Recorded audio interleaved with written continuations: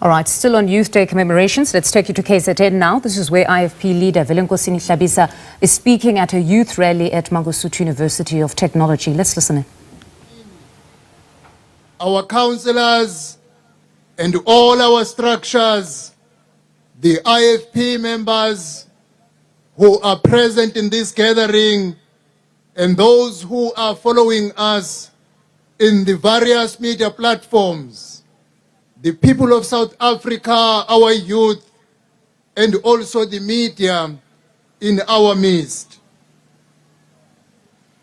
Today we gather here to remember the brave students that led the 1976 uprisings, which chartered a new path and laid the foundation for a new democratic dispensation. At the same time today, we honor 50 years of the IFP, 50 years of servant leadership, and 50 years of activism of the IFP Youth Brigade. In line with the struggle of our youth in 1976, our founder, the late Prince Mangosuthu Hlabisa, championed the slogan, "Education for Liberation." He further demonstrated that slogan or motto by personally mobilizing and founded this institution where we are gathered today, the Mangosuthu University of Technology, which is not named after him as honorary, but as credit to work of his hands. These are all such significant milestones in the history of our country. I am pleased that today I have the chance to talk to you on June 16 in the year 2025. For Youth Day is about more than just looking backwards and remembering the past, but it is also about shaping the future. Our late founder, Prince Mangosuthu Hlabisa, imbued the IFP with values and principles of the past generation, of those who liberated South Africa. I am confident that you, the young leaders of tomorrow, who are members of the IFP, will take these values into the future, offering our country what tomorrow needs. For the past year now, there has never been a new balance of power in South Africa. No, rather, for the past year now, there has been a new balance of power in South Africa under the GNU and in the government of KwaZulu-Natal, as well as the government of Gauteng province, where the IFP is a full participant at a cabinet level where decisions are made. This is a new era in South Africa with fresh opportunities and renewed hope. And now is the time for the beginning of a permanent change for the success of the lives of our youth, who are the future generation of our country, that must demonstrate leadership now and show the way to the future. Your leadership as young people is more needed now than ever before. For there is no shortage of hardships confronting young people. The struggle you must lead now is that of identifying the barriers to opportunity, the barriers to hope, and the barriers to success, and to break them once and for all. Ucomrade Zondo, when he was speaking on your behalf, together with Comrade Mabaso, they elaborated on challenges facing our youth today. Undoubtedly, with the advent of the government of national unity and the government of provincial unities in Gauteng and KwaZulu-Natal, we have closed a terrible chapter in our history, one that brought our country to the brink of destruction. Thank you for your vote during elections last year, because through your vote, you brought a change in the governing of our country. Yes, the truth, we are still going to pay for the mistakes of the past administration for many years to come. The GNU and PGUs in the two provinces are not going to be magic bullets to fix all our problems overnight, but they provide an opportunity for change, an opportunity for hope, an opportunity of rebuilding the economy of our country. As we are now part of the government, our eyes are widely open to lead the champion, to lead and champion the struggle of our youth in fighting against corruption that has deprived them, in fighting against crime, and in fighting against gender-based violence, and also fighting against poverty, and fight against the poor education and healthcare systems. The greatest barrier to the future of our youth is the unemployment which our youth faces on a daily basis. The most important task before the government of South Africa now is to create a working environment and is to create job opportunities for our youth. It pains me to see that almost every low skill or no skill sector, whether it is delivery or e-hailing or in the construction or in the restaurant or in the hospitality and more, employment is given to illegal foreign nationals. This is what we are going to fight against in your name, as we promised it during our election manifesto last year.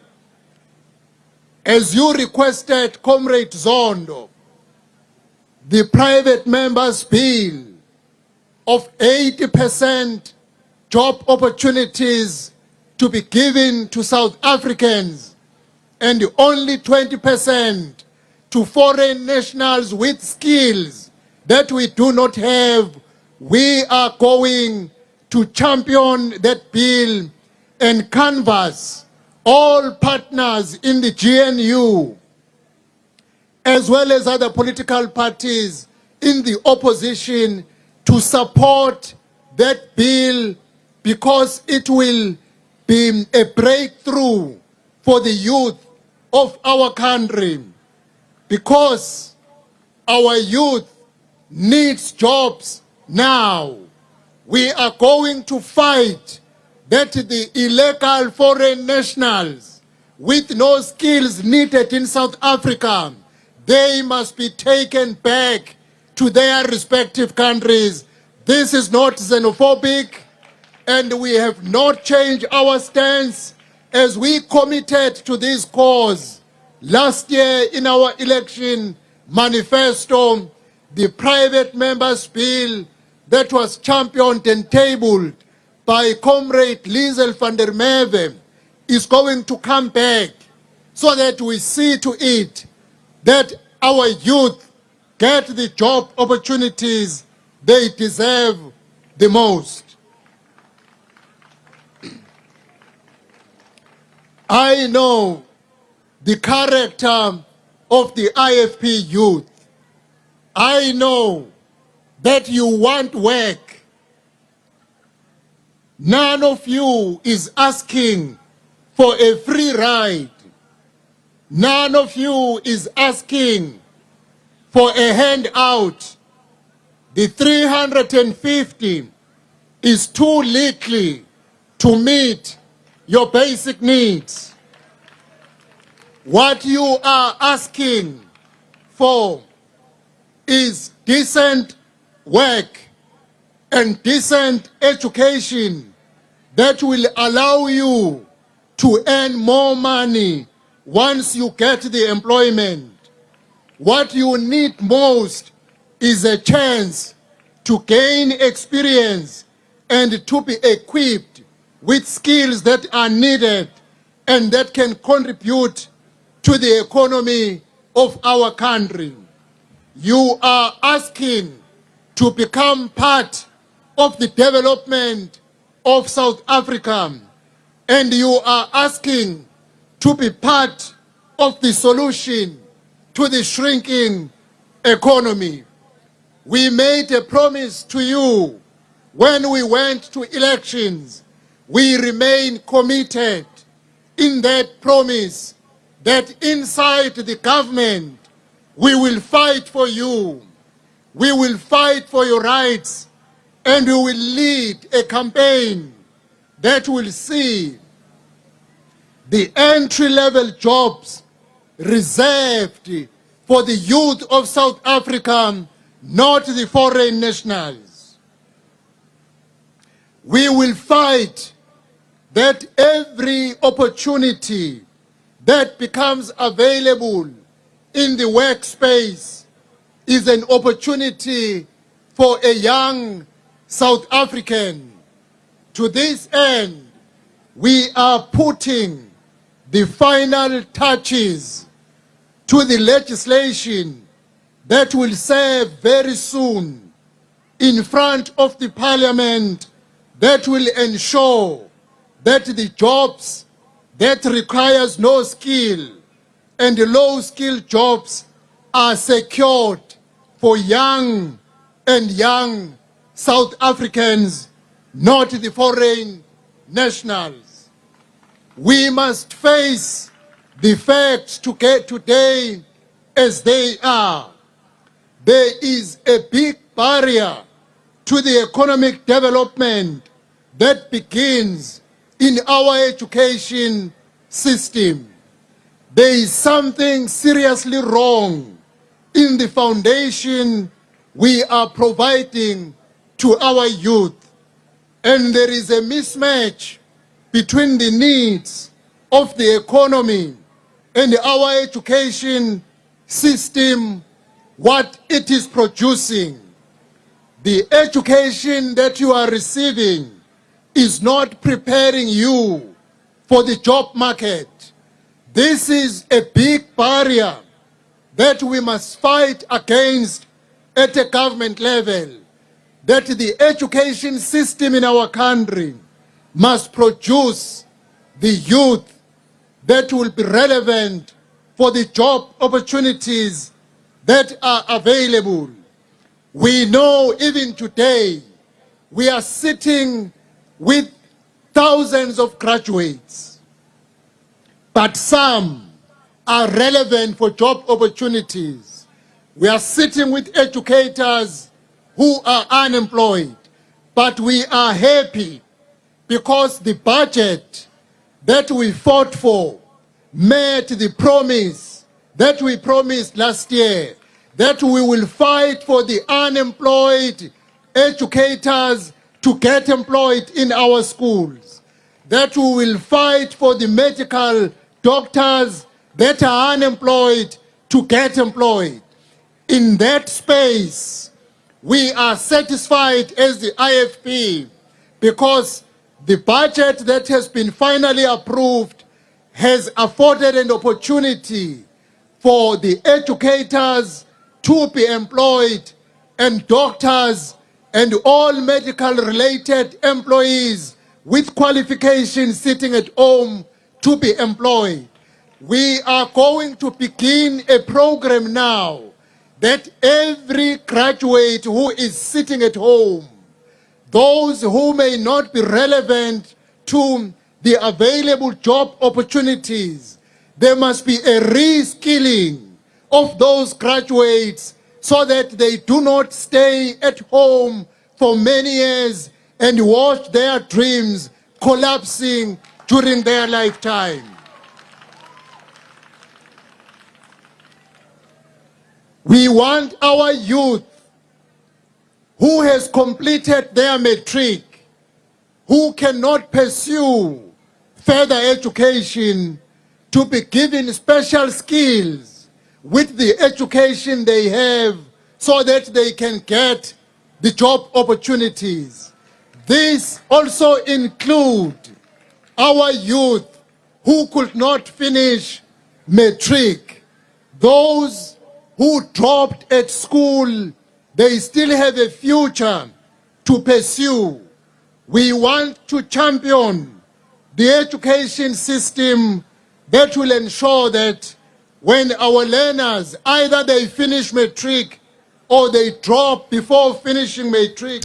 All right, live visuals there at the Mangosuthu University of Technology, where the IFP is hosting its official Youth Day commemorations. Leader there, Velenkosini Hlabisa, reminding the youth of the values that the late founder, Prince Mangosuthu Buthelezi, imbued, saying those are values that the youth of today should possess. He says there's no shortage of struggles for the youth of today. They will just have to rise to the occasion, displaying a high level of leadership to confront the struggles. He says the GNU provides an opportunity for change. It's not the silver bullet, but has ushered in a new era. He has, like all other leaders today, basically touched on the main challenge faced by the youth today, which is unemployment, which currently stands at 32.9%. He says, given the reality of the high unemployment, they will fight, or at least they will need to fight the employment of foreign nationals, specifically in the semi-skilled areas. So when looking across the board, you've seen there all political parties carefully have characterized the issue now plaguing the youth, its economic participation. So it's now up to the youth today who have listened to these political party leaders to get a sense of whether, having articulated the problems, have they actually proposed interventions that will address those problems.